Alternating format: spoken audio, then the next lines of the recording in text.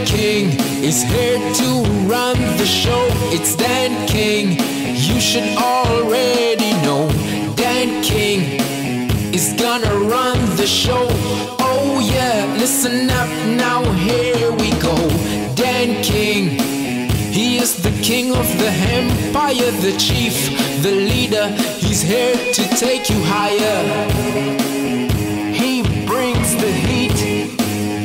All hail the Game Boy geek. Dan King is here to run the show. Oh yeah, you should already know. It's Dan King, and it's the top. Hello my friends, it's the Game Boy Geek here. We're looking at the top 100 games of all time according to me.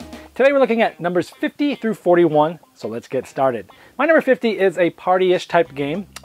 It's a game where you are trying to get people to build a certain structure, but you can't speak English.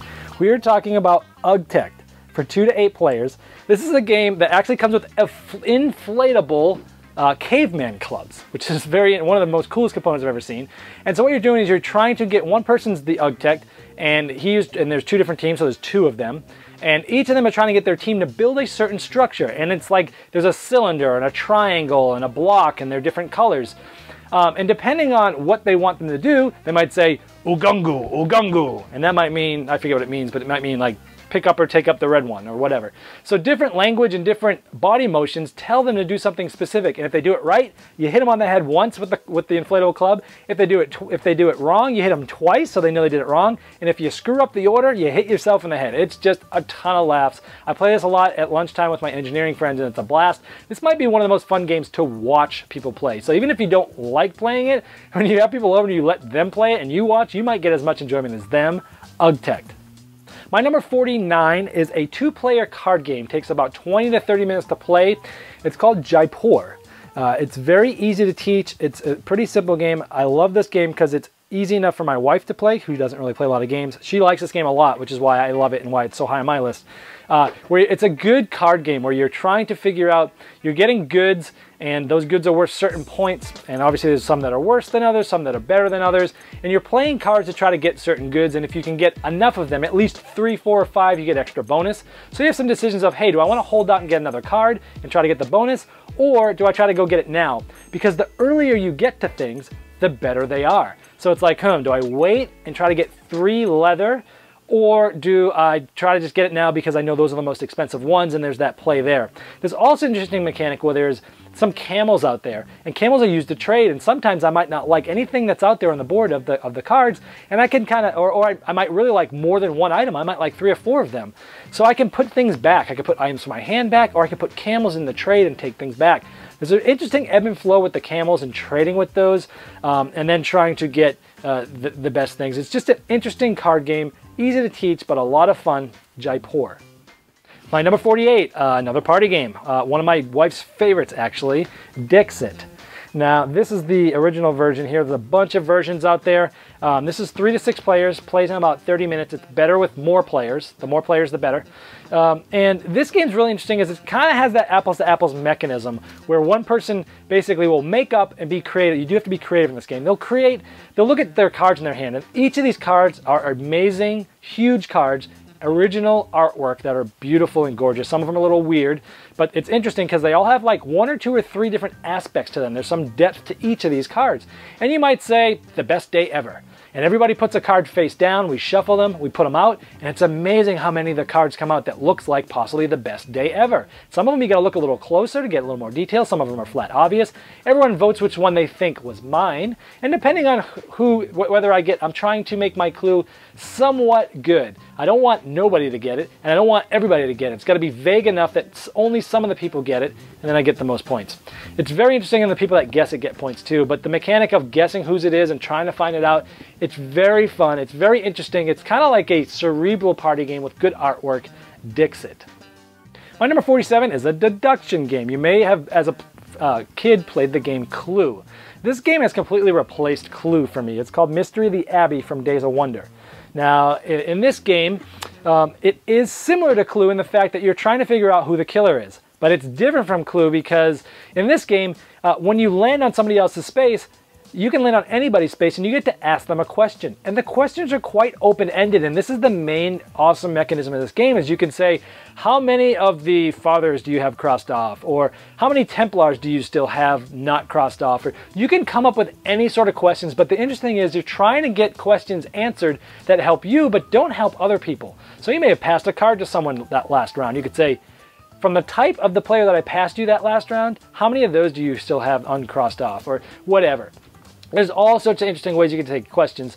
And you can go into different people's rooms, and there's different special abilities that you can go. You can go to the library and get a special use card. You can go to another place and get an extra turn at some point. So you're moving around, and then the game actually speeds up quite a bit, because at the end of everyone has had 4 turns, everyone comes back to mass, and everyone starts passing cards around. A different amount of cards each time that happens. So the game speeds up. It takes about an hour.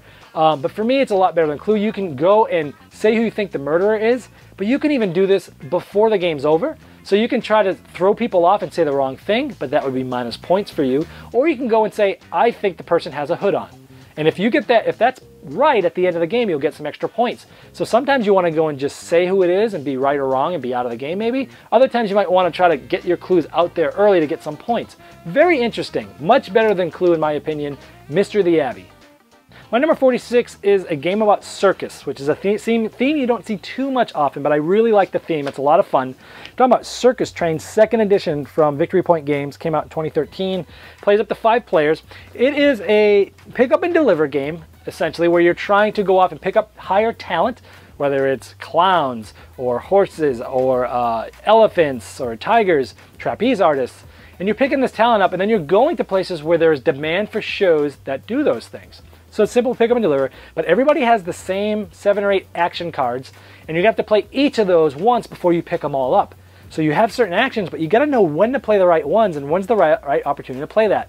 You also have opportunities to mess with your opponents, this is kind of a Euro style game, but I like this part because there's some interaction where you can go and try to steal talent from other people.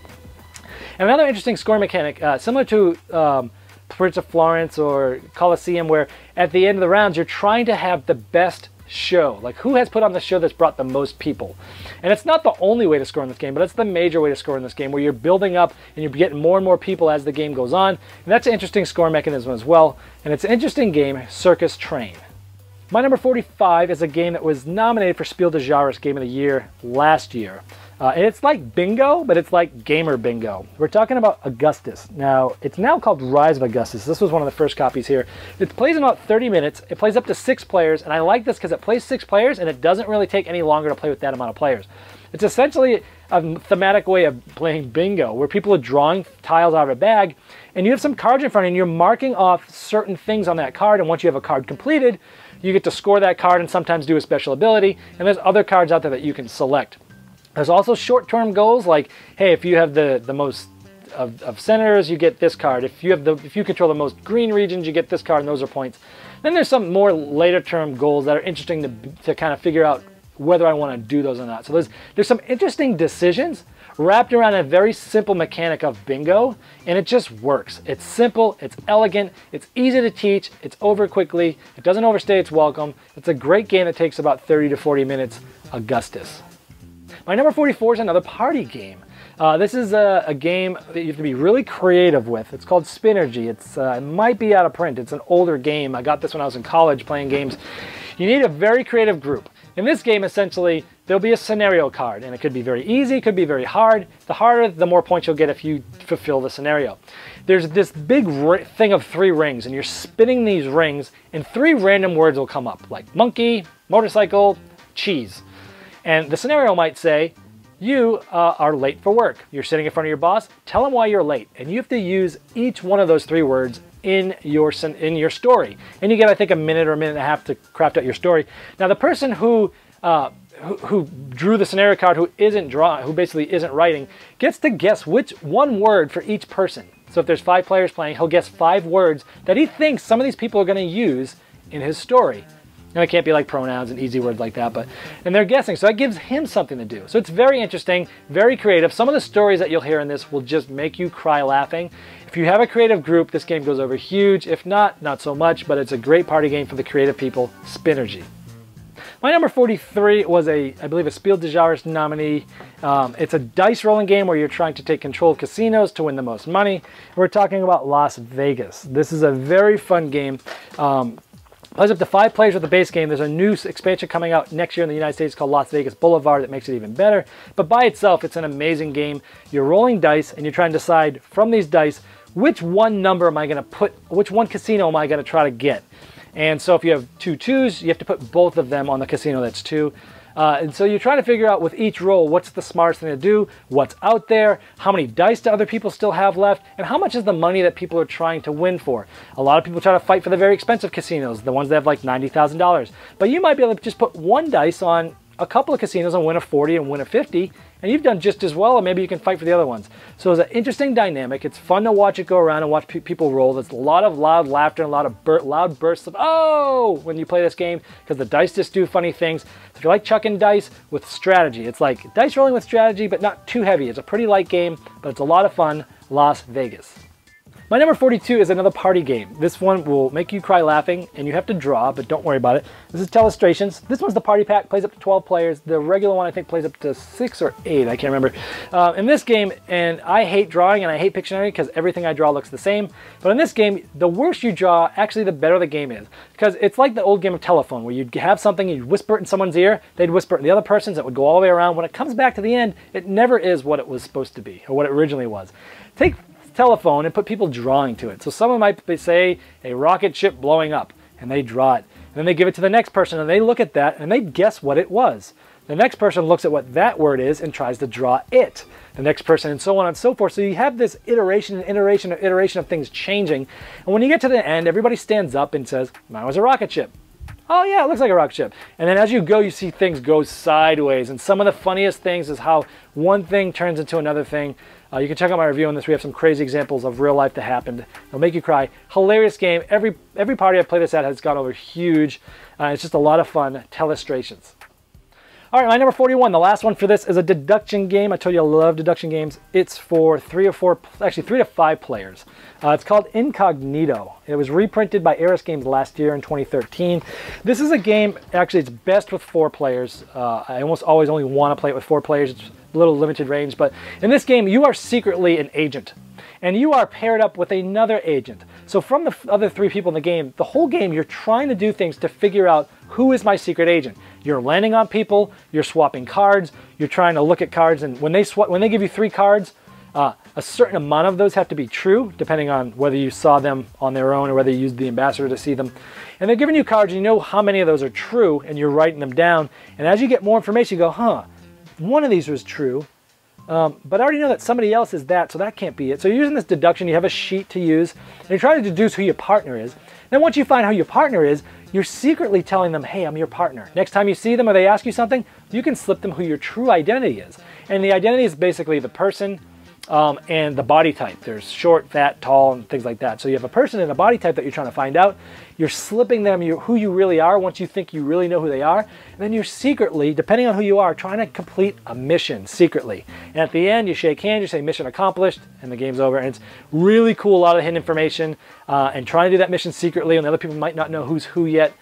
Really interesting deduction game, Incognito. He's here to take you higher. He brings the heat. All hail the Game Boy geek. Dan King is here to run the show. Oh yeah, you should already know it's Dan King, and it's the top 100.